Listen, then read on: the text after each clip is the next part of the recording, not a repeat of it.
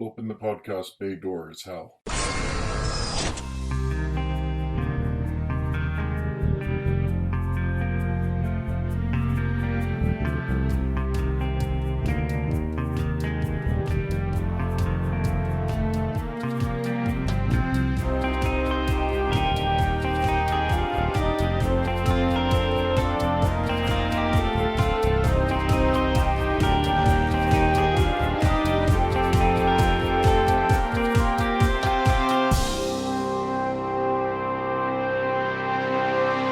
Hello everyone, and welcome to episode 160 of Welcome to Geektown. I'm your host, Kurt Onstead. I've been a proud geek all my life, being into role-playing games, board games, sci-fi, fantasy, and especially superheroes and comics. And I want to help others join me in those pursuits, but I found that sometimes people can get overwhelmed or feel left out because they don't already have what some consider the requisite knowledge to be considered a fan. And that's where Welcome to Geektown comes in. Here you can ask your questions without feeling like a gatekeeper is calling you out for not yet being fully versed in every aspect of your new interest.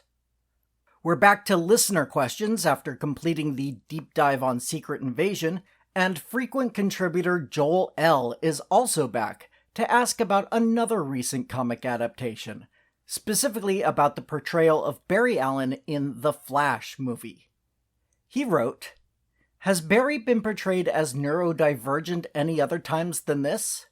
Have we had other neurodivergent, and particularly autistic, superheroes before?" Now, personally, I chose not to see The Flash in theaters, mostly because of Ezra Miller and the acts they have been accused of. So I asked Joel if Barry's neurodivergence was explicitly stated or not in the text of the film.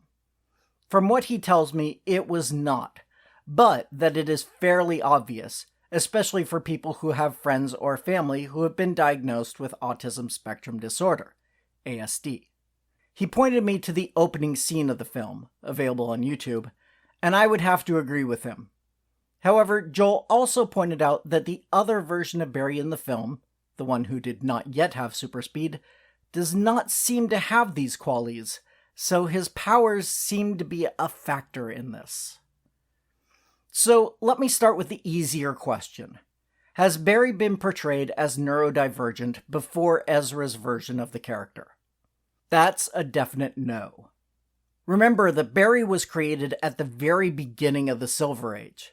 In fact, most comic historians use his first appearance in Showcase number 4 as the official start of that era.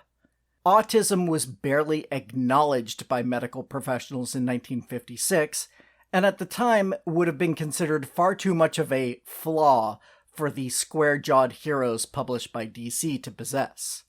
While Barry was presented as somewhat of an absent-minded professor type, that was more of a disguise than anything else, as his activities as a Flash constantly caused him to be running late in his civilian life, and he played that up in order to prevent anyone from connecting him to his superheroic identity. But nothing in his character from his inception to his original death in 1985's Crisis on Infinite Earths would suggest any sort of neurodivergence. When Barry returned in 2008's Final Crisis, named about as accurately as Final Fantasy, this character stayed much the same, although the guy with super speed is always running late jokes have tapered off for the most part. The big change to his character was the addition of a tragic backstory, with his mother being killed and his father being falsely imprisoned for it, which was also a large part of the movie from what I understand. In the comics, no discussion or signs of the autism spectrum have ever been seen, and the same is true for both television versions of Barry, portrayed by John Wesley Shipp and Grant Gustin in the 90s and 2010s, respectively. Now, Barry's grandson is a slightly different story. When he was introduced in the mid-90s, the fittingly named Impulse, aka Bart Allen, had a textbook case of ADHD, appropriate for someone who was born with super speed and prefers to live at that pace.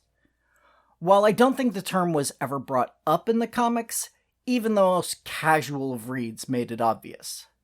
However, since his original series was cancelled, and writers other than Mark Waid have taken on Bart, those aspects of his personality have taken more of a back seat.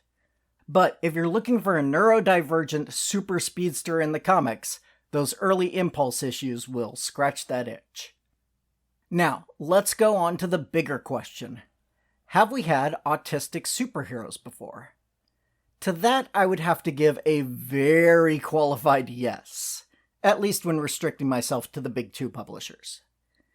As neurodivergence becomes more openly discussed and less stigmatized, multiple characters have been shown to have one form of neurodivergence or another, with ADHD probably being the most common, but also including dyslexia, the Cassandra Cain Batgirl, dyscalculia, Jubilee from the X-Men, and other similar conditions. However, autism spectrum doesn't have great representation among the superhero set. Multiple characters are said to have grown out of it or been cured of their autism, which autism awareness activists will recognize as being wrong and harmful terms to use when discussing ASD. Other characters were introduced and then quickly killed off. Part of the problem, I think, is that when new characters with autism have been introduced, their autism is their defining feature, even more so than any powers they have. Just like gender, race, sexual preference, or other characteristics, if you focus solely on one attribute of a character, you end up with fewer interesting stories to tell, leading to these characters dropping off into comic book limbo. However, two older Marvel characters, while not stated to have ASD when they originally appeared in the comics, have either been retconned or have been portrayed in a live-action adaptation as being on the spectrum. Although only one of the two is a hero. That hero is Mr. Fantastic. Super intelligent characters have often been portrayed as having less emotional intelligence, to the point of missing out on social cues and having trouble maintaining healthy relationships. Reed Richards of the Fantastic Four is no exception to that.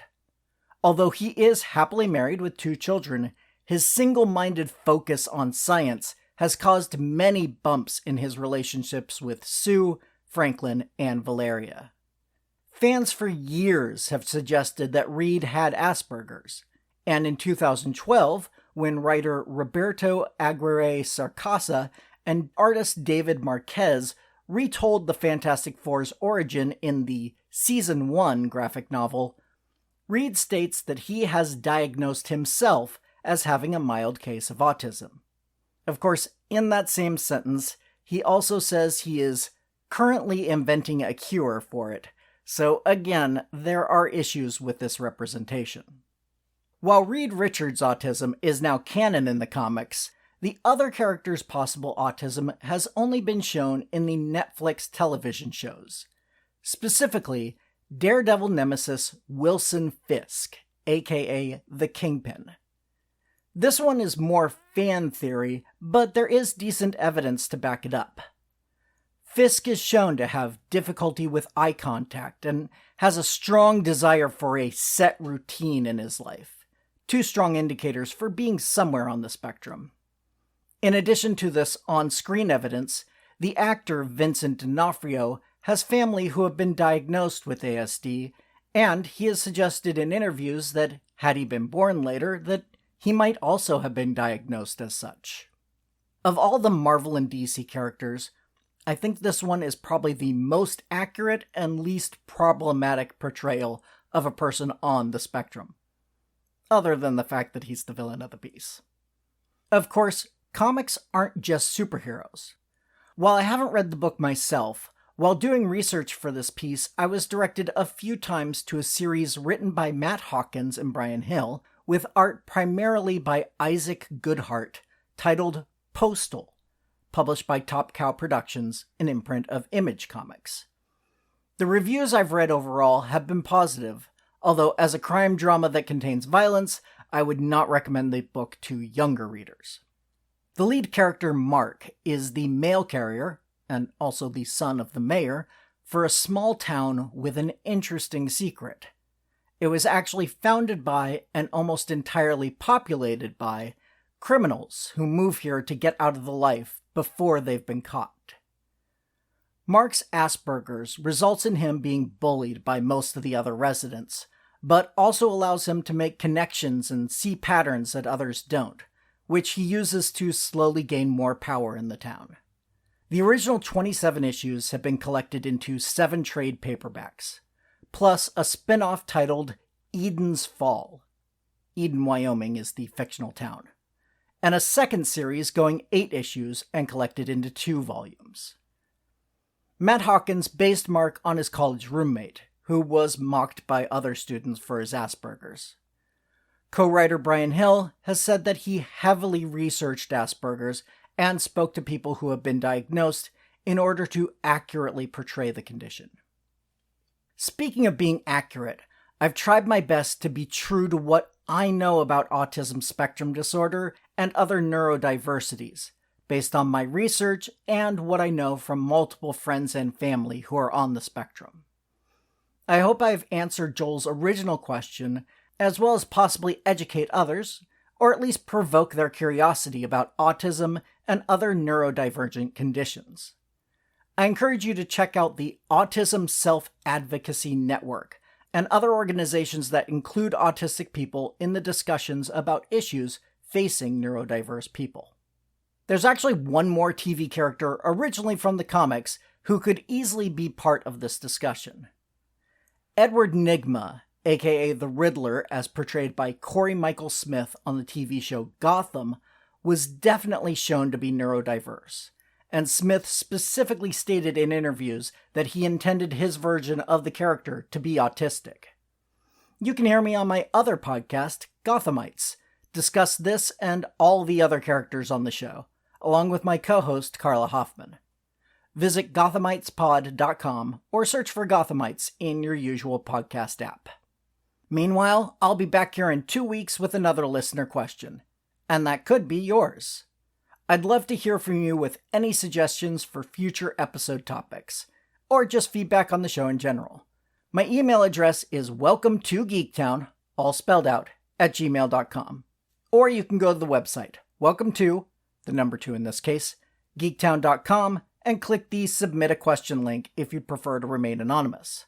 Other contact options include facebook.com/welcometogeektown, Twitter @geektownpodcast, Mastodon @welcometogeektown @mastodon.social, or Blue Sky @welcometogeektown.bluesky.social.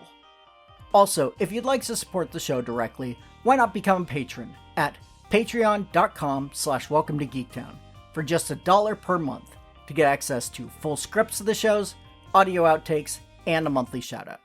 You can also help the show grow by subscribing and giving a 5-star review over on Apple Podcasts to join the Geektown City Council, which helps other people find the show, so we can all tell them, welcome to Geektown, population, us. Welcome to Geektown is written, narrated, edited, and produced by me, Kurt Onstead. Theme music is by Aaron Levitz, logo art by Archie Santana. All of their sound clips are the copyrighted material of their respective owners, and no infringement is intended, falling under fair use.